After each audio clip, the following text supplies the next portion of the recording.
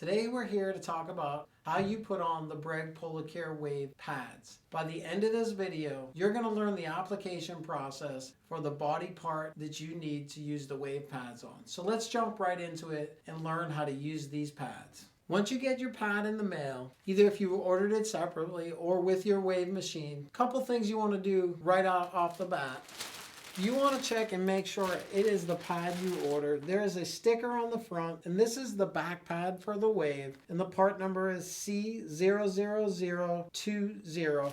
Just double check and make sure it's the one you ordered. Now we're going to show you how to put this back pad on. Just a quick reminder, if you find this video helpful, please consider subscribing to our channel and giving us a like. It's a simple, free way to support us and help us create content for you. Now let's get back to the video. This is the back pad for the Breg Polar Wave.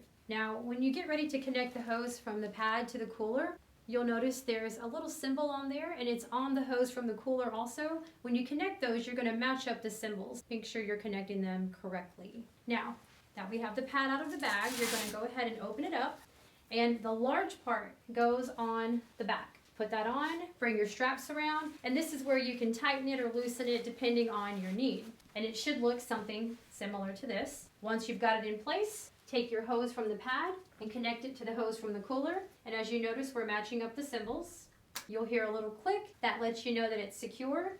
Then you're ready to plug in your power supply and begin your therapy. Now that you know how to put on your Breg Polar Wave pads, click on our next video up here in the corner, and it's going to show you the unboxing of the Breg Polar Wave. Now let's get back in motion.